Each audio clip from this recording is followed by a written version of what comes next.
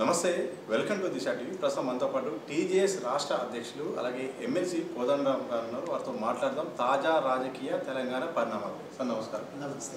MLC ఎన్నికలు మరికొద్ది రోజుల్లో ఉన్నాయి. ఇటు అన్ని పార్టీలు కూడా ప్రయత్నం చేస్తున్నాయి, అలాగే ఉద్యోగ సంఘాలు కూడా ప్రచారం చేస్తున్నాయి. టీజేఎస్ పార్టీగా ఈ ఎన్నికల్లో మీ మద్దతు ఎవరి వైపు ఉంటుంది, ఏ పార్టీల వైపు, అభ్యర్థి వైపు? మేము టీచర్ కాన్స్టిట్యుయెన్సీస్ విషయంలో అయితే ఈ నల్లగొండ ఒక్క కాన్స్టిట్యుయెన్సీ ఉంది. ఇక రెండవదేమో ఇటు కరీంనగర్, మెదక్, నిజామాబాద్, ఆదిలాబాద్. ఈ నియోజకవర్గంలో వై అశోక్ కుమార్ గారికి మేము మద్దతు తెలియజేస్తాం. ఆయన టీచర్ల సంఘంలో నాయకుడిగా చాలా సంవత్సరాల నుంచి ఉపాధ్యాయుల సమస్యలు తెలిసినవాడు, ఆ సమస్యల పరిష్కారం కోసం కొట్లాడినవాడు, నిజాయితీ పరుడు. అటువంటి వాడు గెలవటం మంచిది అనే ఆలోచనతో ఆయనకు మద్దతు ఇస్తున్నాం. ఇటు నల్గొండ, వరంగల్, ఖమ్మం నియోజకవర్గాల నుంచేమో పన్నాల గోపాల్ రెడ్డి గారికి మా మద్దతు ప్రకటిస్తున్నాం. ఎందుకంటే ఆయన కూడా తెలంగాణ ఉద్యమంలో ఉన్నాడు, అశోక్ కుమార్ మాదిరిగా ఆయన కూడా ఉపాధ్యాయ ఉద్యమంలో సుదీర్ఘ అనుభవం కలిగినటువంటి వాడు.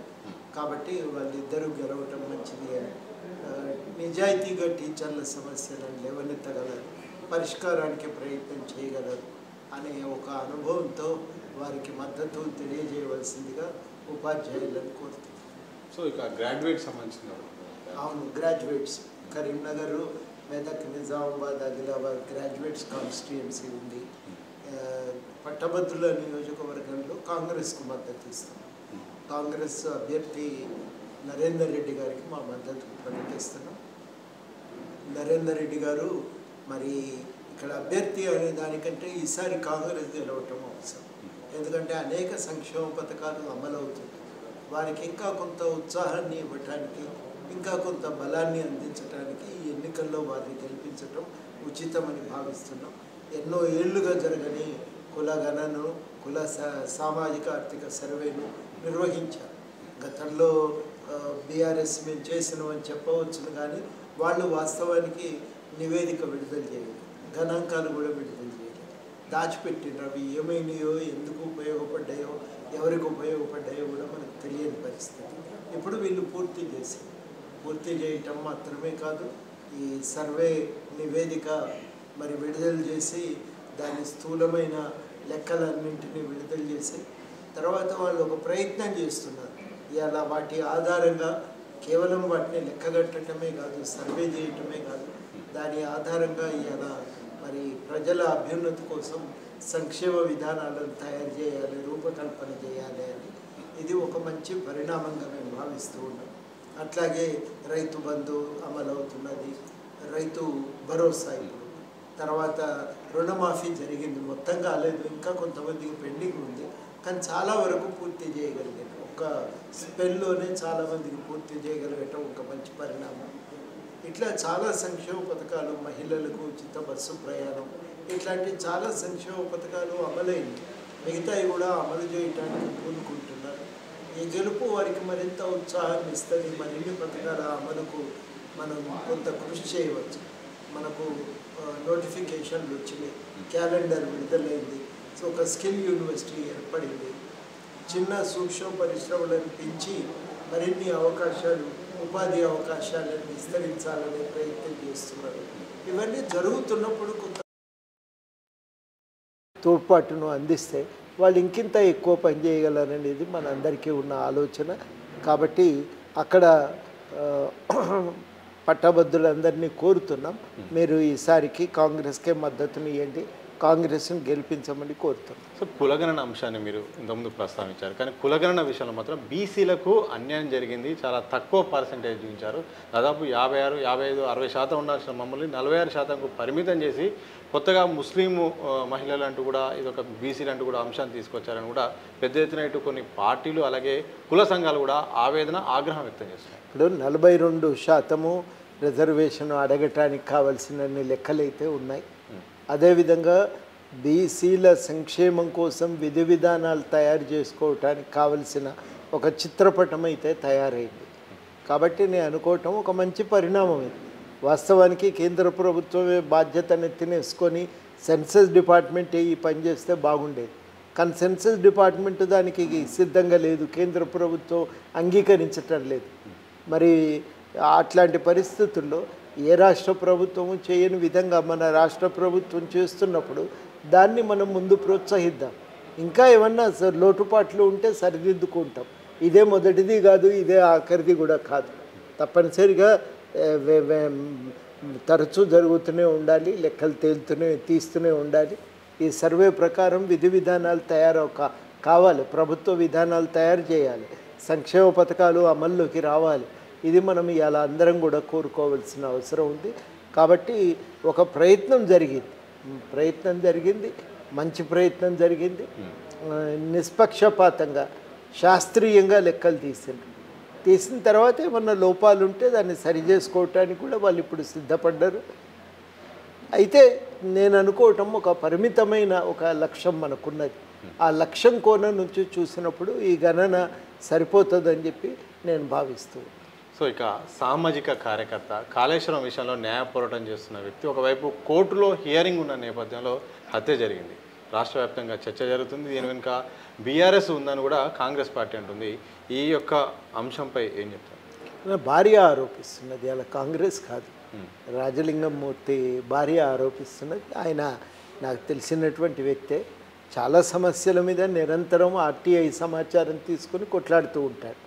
అది సింగరేణి కాలుష్యం నుంచి భూమి సమస్యల నుంచి అనేక కాళేశ్వరం దాకా అనేక సమస్యల మీద ఆర్టీఐ ద్వారా సమాచారం తీసుకుంటాడు, కొట్లాడుతూ ఉంటాడు, కోర్టులో బయట కొట్లాడుతూ ఉంటాడు.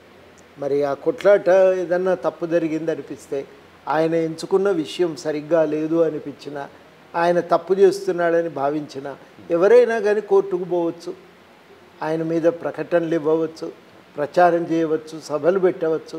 కానీ చంపటం అనేది ఏహ్యమైన పద్ధతి, చాలా అనాగరికమైన పద్ధతి. ఇంత దురాచారం అనేది ఇప్పటికీ కొనసాగటం చాలా దుర్మార్గం. అసహనం అనేది పనికిరాదు. కాబట్టి రాజలింగం హత్యను తీవ్రంగా ఖండిస్తున్నాం. రాజలింగం హత్యకు బాధ్యులైనటువంటి వాళ్ళపైన వెంటనే కేసు నమోదు చేసి చర్యలు తీసుకోవాలని కూడా ప్రభుత్వాన్ని అడుగుతున్నాం. సో రాజలింగం గారు మీకు తెలుసు అని చెప్పారు. ఆయన చూసినప్పుడు, ఆయనతో మాట్లాడినప్పుడు కానీ ఆయన గురించి మీకు ఉన్న అవగాహన ఏంటి? ఎలాంటి విషయాలపైన కూడా మీతో ప్రస్తావించారు? ఎక్కువ ఇట్లాంటివి కలిసినప్పుడు చాలాసార్లు ఒకటి ఈ సింగరేణి నిర్వాసితులు, రెండవది ఏంటంటే కాలుష్యం గురించి మాట్లాడేవాడు. అక్కడ వచ్చిన థర్మల్ పవర్ ప్లాంట్ కాలుష్యం, దాని ప్రభావం, ఓపెన్ క్యాస్ట్ కాలుష్యం, దాని ప్రభావం గురించి ఎక్కువ మాట్లాడుతుండేది. ఆ రోజుల్లో ఆయన కార్యాచరణ అంతా వాటి చుట్టూ తిరుగుతూ ఉన్నది. అప్పుడు వాటి గురించి మేము కూడా కావలసిన సహకారాన్ని అందించాం. సో కానీ స్థానికంగా భూతాగాదాలే కారణం, మాకు ఎలాంటి సంబంధం లేదని కూడా బీఆర్ఎస్ పార్టీ అంటుంది. అసలు పార్టీకి రాజకీయాలకు సంబంధం లేదు, ఆయన ఎక్కడో భూమి విషయంలో జరిగిన ఒక వివాదం అని వాళ్ళు కొట్టేస్తున్నారు. ఏదున్నా కానీ పోలీసులు విషయాలు పరిశోధన చేస్తే విషయాలు తెలుస్తాయి కదా. బాధ్యులు ఎవరైనా వదిలిపెట్టద్దు. నిజంగా అంటే ఇది చాలా దుర్మార్గమైన పద్ధతి కదా. మనుషులను చంపటం ఏం పద్ధతి అండి? ఇది ఎంత నాగరికమైన పద్ధతి. దాన్ని మనం అందరం కూడా తీవ్రంగానే ఖండించాలి.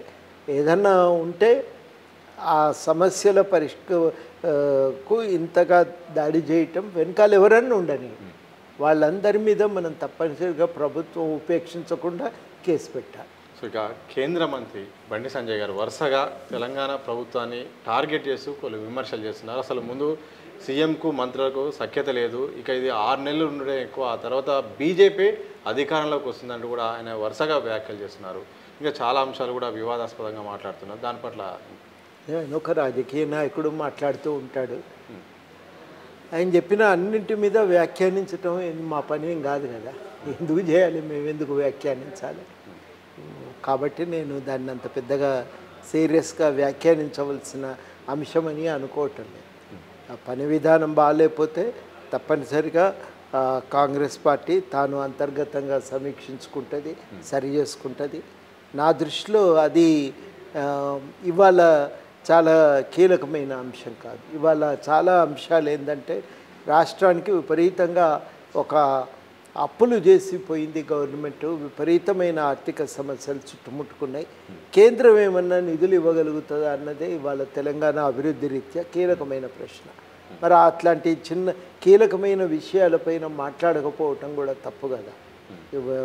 వనరుల పంపిణీలో కూడా న్యాయసమ్మతంగా జరగటం లేదు. కాబట్టి రాష్ట్రానికి న్యాయసమ్మతమైన వాటా రావాల్సిన అవసరం ఉంది. ఇవాళ నా దృష్టిలో వనరుల పంపిణీలో న్యాయమైన వాటా మాత్రమే కాదు, నీళ్ళ వనరుల్లో కూడా న్యాయంగా పంపిణీ జరగాలి. ఏం జరుగుతుంది ఈ కృష్ణా జలాల పంపకాల విషయంలో? నిజంగా ఇటు రాష్ట్ర ప్రభుత్వం ఒకరిపై ఒకరు ఆరోపణలు చేసుకుంటున్నారు. అటు ప్రతిపక్షం ఇటు పక్షం ప్రభుత్వాలను తిడుతుంది. చంద్రబాబు నాయుడు ఇది సెటిల్డ్ అయిపోయిన అంశం ఆయన అంటున్నారు. ఏమీ కాదు, ఇది వాస్తవానికి కృష్ణా జలాల పంపిణీ తేలలేదు. ఉమ్మడి రాష్ట్రంలో తెలంగాణకు కృష్ణా నదీ జలాల్లో వాటాలో అన్యాయం జరిగిందనే ఆలోచనతోనే కొట్లాడినాం. అది రాష్ట్రం ఏర్పడితే తప్ప మనకు న్యాయమైన వాటా దొరకదని ఆ రోజు కొట్లాడినాం. మరి రాష్ట్రం ఏర్పడ్డది. కేంద్రం ఇప్పటి వరకు కూడా 2 రాష్ట్రాల మధ్య నీటి వాటాను పంపిణీ చేయలేదు. మనకు ఇచ్చిన వాటా 299 టీఎంసీల వాటా అనేది అది న్యాయంగా లేదు. వాళ్ళకు దాదాపు 511 వస్తే మనకు 299 రావటం ఇది చాలా అన్యాయం. తెలంగాణకు కూడా న్యాయసమ్మతమైన వాటా కేటాయించి వాటిని వినియోగించుకునే విధంగా కేంద్రం పర్యవేక్షించాలి. ఆ పని కేంద్రం చేయటం లేదు. కాబట్టి కేంద్రంతో గట్టిగానే అడగవలసి వస్తుంది. అడగవలసిన బాధ్యత రాష్ట్ర ప్రభుత్వానికి. 10 ఏళ్ళు రాష్ట్ర ప్రభుత్వం పట్టించుకోలేదు. ఇప్పటికైనా మరి ప్రభుత్వం సీరియస్గా దానిపైన దృష్టి పెట్టి ఆ సమస్య పరిష్కారానికి ప్రయత్నం చేయాలి. ఇంకా మాజీ సీఎం కేసీఆర్ మొన్న బయటకు వచ్చి కొన్ని వ్యాఖ్యలు చేశారు. అసలు ప్రభుత్వం గ్రాఫ్ పడిపోయింది, అసలు ఇక మేము రాబోతున్నాం త్వరలో అని చెప్పారు. అలాగే ఈ కమ్యూనిస్ట్ నాయకులను టార్గెట్స్ కొన్ని వ్యాఖ్యలు చేశారు. ఇక సఖ్యత లేదు, అసలు పరిపాలన చేతగావడం లేదు, అందుకనే అధికారులను తిడుతున్నారు కూడా. చాలా వివిధ అంశాలను కూడా ఆయన కోట్ చేస్తూ మాట్లాడారు. ఆయన మాటల వెనుక ఆయన మాట్లాడిన దానిపై మీ స్పందన? కేసీఆర్ గారు అప్పుడు ఇప్పుడు లేసొచ్చి మాట్లాడతానంటే కాదు, నిరంతరం ప్రజలతో ఉండాల్సిన అవసరం ఉంది. ఆయన ప్రజలు అనేక అవకాశాలు ఇచ్చిండ్రు, ఎమ్మెల్యేలు చేసిండ్రు. ఆయన కారణంగా ప్రజలు ఇచ్చిన మద్దతు కారణంగా ఆయన మంత్రి అయ్యిండు, ముఖ్యమంత్రి అయ్యిండు. మరి ఇన్ని అవకాశాలు ప్రజలు కల్పించినప్పుడు, ఇన్ని బాధ్యతలు ఇచ్చినప్పుడు ఆయన మొట్టమొదట రాష్ట్రం కోసం ఏం చేసినా అనేది ఆయన సమీక్షించుకోవాలి. ఆ విషయం మీద ఇప్పటికీ కూడా నిరంతరం ఒక ప్రయత్నంలో ఉండాలి. ప్రతిపక్షంలో ఉన్నా కాబట్టి నాకేమి ఇప్పుడు సంబంధం లేదు, బాధ్యత లేదు అనుకుంటే చాలా పొరపాటు. ఆయన నిరంతరము ఇప్పుడు కూడా సమస్యల పరిష్కారానికి నిరంతరం క్రియాశీలకంగా ఉండవలసిన అవసరం ఉంది. ఆ క్రియాశీలకంగా ఆయన లేడు. ఎప్పుడో వచ్చి ఒక సడన్గా ఒక మాట మాట్లాడి మళ్ళీ వెళ్ళిపోతాననుకుంటే అది ఆ దృక్పథం దృష్టికోణమే కరెక్ట్ కాదు. దాన్ని నేనైతే తీవ్రంగానే తప్పుపడుతున్నా. రాష్ట్ర ప్రభుత్వం వాస్తవానికి తాను 1 సంవత్సర కాలంలో అనేక సంక్షేమ పథకాలు మాట ఇచ్చింది, అమలు చేసింది. ఇంకా కొన్ని కావాల్సిన అవసరం ఉంది. టర్మ్ అయిపోలే, ఇంకా 5 ఏళ్ల టర్మ్లో 1 సంవత్సరం అయింది. 1 సంవత్సరం మీద 2 నెలల్లో ఎంతో అయింది. ఇంకా చాలా సమయం ఉంది, అమలు చేస్తారు. చేయటానికి మనం నిరంతరం ప్రయత్నం చేయవలసింది. మేమెన్నడూ నిష్క్రియాపరత్వాన్ని ప్రదర్శించలే, నిరంతరం కృషి చేస్తున్నాం. పని పద్ధతుల్లో మార్పు ఉండవచ్చు కాక, కానీ పని మాత్రం నిరంతరం కొనసాగుతున్నది. మేము అడుగుతున్నాం, రిప్రజెంటేషన్ ఇస్తున్నాం, మాట్లాడుతున్నాం. రకరకాల పద్ధతుల్లో ఒక సమస్య పరిష్కారానికి మా ప్రయత్నం మేము చేస్తూనే ఉన్నాం. కానీ ఆ మాట్లాడే క్రమంలో మీకు ఎలాంటి ప్రభుత్వం నుండి గత ప్రభుత్వంతో పోల్చుకుంటే కానీ ఇప్పుడు మీరు ఒక మిత్రపక్షంగా కొనసాగుతున్నారు, వాళ్ళకి మద్దతు ఇస్తున్న నేపథ్యంలో ఎలాంటి స్పందన వస్తుంది? ముందడుగు ఏమైనా పడుతుందా? తప్పకుండా చాలా విషయాలపైన అధికారులను కానీ మంత్రులను కానీ కలిసినప్పుడు స్పందన దొరుకుతుంది. మేము అనుకున్న చాలా సమస్యలకు పరిష్కారాన్ని వెతికే ప్రయత్నంలో ప్రభుత్వం ఉన్నది. కాబట్టి అన్ని విధాలుగా ఒక మంచి వాతావరణం చాలా ఏళ్ల తర్వాత ఎప్పుడూ నిఘానే, ఎప్పుడూ మేము వెంటబడ్డటువంటిదే తప్ప మమ్మల్ని ఒకసారి మేము ఏదన్నా న్యాయసమ్మతమైన ఒక మార్గాన్ని మేము ప్రభుత్వం ముందు పెట్టినప్పుడు కనీసం మాట్లాడటానికి కూడా ప్రయత్నం అనేది జరగలేదు. ఇవాళ మొట్టమొదటిసారి అట్లాంటి చర్చకు వాతావరణం ఏర్పడటం. కాబట్టి కొంత మా ప్రయత్నాన్ని మేము వదిలిపెట్టకుండా చట్ట పరిధిలో చాలా జాగ్రత్తగా ప్రతి సమస్య పరిష్కారానికి అధ్యయనం చేసి మేము కృషి చేస్తూనే ఉన్నాం. మా వంతు తోడ్పాటు ప్రభుత్వానికి ఇచ్చే దగ్గర ఇస్తున్నాం, అడగవలసి వచ్చినప్పుడు అడుగుతున్నాం. న్యాయాన్ని సాధించడానికి, ప్రజలకు న్యాయాన్ని చేకూర్చడానికి మా వంతు ప్రయత్నం అయితే నిరంతరం కొనసాగుతుంది. సార్, నిన్నట్టుండి ఇప్పటి వరకు ఒక అంశం రాష్ట్ర వ్యాప్తంగా సోషల్ మీడియాలో కానీ ఒక తెరపైకి వస్తుంది. 5 సార్లు గెలిచిన కమ్యూనిస్టు నాయకుడు గుమ్మడి నరసయ్యకు సీఎం అపాయింట్మెంట్ ఇవ్వట్లేదు. చాలాసార్లు అడిగినా కానీ నాకు ఇవ్వలేదని ఆయన చెప్తున్నాడు. అలాగే బయట నిలబడ్డ ఒక ఫోటో కూడా వైరల్గా మారుతుంది. ఆ నేపథ్యంలో ఏం జరుగుతుంది? కనీసం ఒక ఇంత విలువ లేదా, కనీసం అపాయింట్మెంట్ ఇవ్వరా? గతంలో గద్దారు తిట్టారు, ఇప్పుడు మీరేం చేస్తున్నారని కూడా బీఆర్ఎస్ సోషల్ మీడియా కూడా కాంగ్రెస్ని అంటుంది. ఏం చెప్తారు? ఆయన అడిగి ఉంటే ఇవ్వాలి. ఎందుకంటే ఒక ఎక్స్ఎమ్మెల్యేగా ఆయనకు అధికారం ఉంది, ఇవ్వాల్సిన బాధ్యత ప్రభుత్వానికి ఉంది. అయితే ఏం జరిగింది అనేది నాకు వివరాలు తెలుసుకున్నాక దానిపైన మాట్లాడతా. నా వంతుగా కూడా నేను కనీసం అపాయింట్మెంట్ కోసం నా వంతు ప్రయత్నం నేను కూడా చేస్తాను. సో చివరిసారి చెప్పండి సార్, మీ పార్టీ మద్దతు ఇచ్చిన ఎన్నికల్లో కొన్ని హామీలు కూడా మీకు ఇచ్చింది. సో ఎమ్మెల్సీ సంబంధించింది కానీ, కార్పొరేషన్ కానీ, ఏఐసిసి స్థాయిలో హామీలు కూడా ఇచ్చింది. సో వాటి కోసం ముందడుగు పడుతుందా? ప్రభుత్వం నుండి వచ్చిన రియాక్షన్ అనేది నెక్స్ట్ ఎమ్మెల్యే కోటాలో ఎమ్మెల్సీ సంబంధించిన నోటిఫికేషన్ కూడా రాబోతుంది. మా వాటా కోసం మేము అడుగుతూనే ఉన్నాం, గట్టిగానే అడుగుతున్నాం. తప్పకుండా వీలైనంత తొందరలో ఆ హామీలన్నింటినీ నెరవేరుస్తామనే మాట కూడా ఇచ్చాం. అయితే సామాజిక బాధ్యతల కోసం చేసే పని చేస్తూనే ఉంటాం. మా ప్రత్యేకమైన హక్కుల కోసం చేయవలసిన ప్రయత్నం కూడా కొనసాగిస్తుంటాం. రెండింటి మధ్యన వైరుధ్యం ఏం లేదు, ఒకటి చేస్తే ఇంకోటి ఆపాలని కూడా ఏం లేదు. కాబట్టి ఈ రెండింటి కోసం కూడా మా ప్రయత్నం కొనసాగుతుంది. Okay, thank you very much sir. మొత్తంగా ఇది టీజేఎస్ రాష్ట్ర అధ్యక్షులు ప్రొఫెసర్ కోదండరామ్ గారితో ప్రత్యేకమైన ఇంటర్వ్యూ. మరో ఇంటర్వ్యూతో మళ్ళీ కలుద్దాం. చూస్తూనే ఉండండి దిశ టీవీ.